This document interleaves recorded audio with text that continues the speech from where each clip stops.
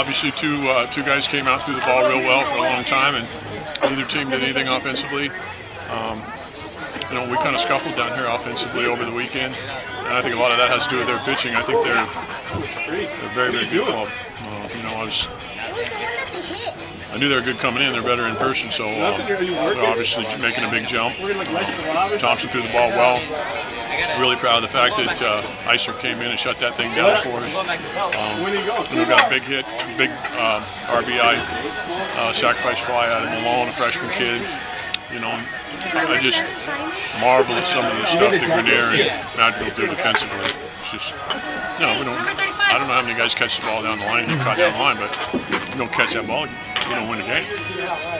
You started Madrigal on Friday at shortstop, and it was something you did last week as well, where the first game of the series you started him at short and then moved him to second. What's kind of the thought process there?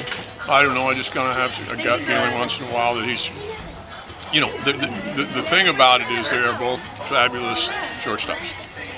Nick has way more experience playing second because he played second for us all last year. Cadyn's never played over there. And so turning the double play for Cadyn is a little more difficult than it is for Nick. So, Nick is just, he could play on either side of the bay. Grenier did some stuff at second base against Utah that we wouldn't have won the game. They went 16 innings. He made some plays up the middle that were phenomenal. So I just don't want to take. Both those guys can play shortstop. There is no question. One of them's a little bigger. How people look at him and profile him out, that's their decision. But there's no doubt in my mind that both those guys can play shortstop. How do you kind of go about making that decision? Like just kind I said, of feel? I just have a gut feeling. Gotcha. I just look at the team and maybe I feel like, hey, it's a ground ball team. They're a both side team.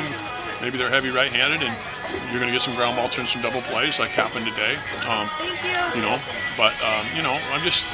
like the fact that they respect one another enough that they don't care.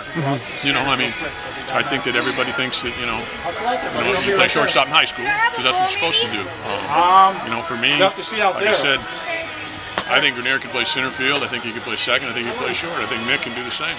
So we just kind of put him out there, and I just felt like it was the best decision, and it turned out to work out for us this weekend. Let's move a little bit over into your infield. Michael Gretler, again, coming through with a big hit for you, second time this weekend. He's a guy that when I saw you earlier in the year wasn't in the lineup.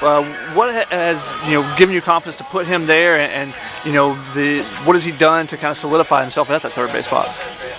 Well, he's got some experience, and we kind of thought that we would catch him a lot more, but Adley's done such a great job at catching that he's taken the majority of that. Michael can play first, he can play third, he can catch, so versatility. And then of course we felt like when we started winning, he was a big part of that as far as the defensive piece of it. And so obviously two games where he got big hits for us. Happy for him, he works hard. Jake Thompson, what has been the biggest point of improvement for him this year, going from maybe your midweek guy at the very beginning of the year to now being very consistent on Sundays? Confidence. The stuff was there last year, he just didn't believe it enough, and when he would get touched up a little bit, he didn't respond the way he responds this year. And I think his stuff's better too. I think his secondary stuff's better, but I think most of all he believes in his stuff and trusts himself, and that's monumental, as you well know. Why did you decide to leave him in there in the seventh? I mean, he carried a no-hitter into the seventh.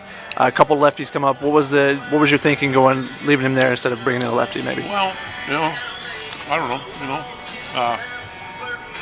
Guy's pretty good. He's only given up a hit or so, and you feel like he's pitch counts down. You don't feel like, we weren't going to use Rasmussen today. We just thought that it was a better idea not to use him this weekend and let that thing, just kind of let everything calm down and let him relax a little bit. And Mulholland, they got to him the other night, so you're kind of looking at bringing in Engelbrett, and he hasn't thrown in 2 weeks, and so he had a little soreness in his back, and so we shut him down for a couple weeks. So I just didn't think that we had a lot of pins sitting there. So Verberg threw the other night, and got some big outs for us tonight again.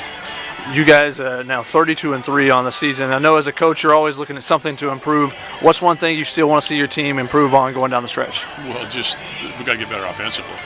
There's just no question. We got two good offensive people not to be doing a better job. I don't know.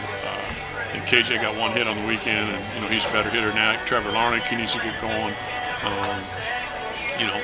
I think that Donahue was one of the best offensive guys in the league last year, and he's kind of been in and out. But, those guys just need to get going for us a little bit. And it ain't effort. They're putting in the time. It's just you know, those guys that have been around, those guys that can do some things, need to get going a little bit, and it's going to really take some pressure off our pitching.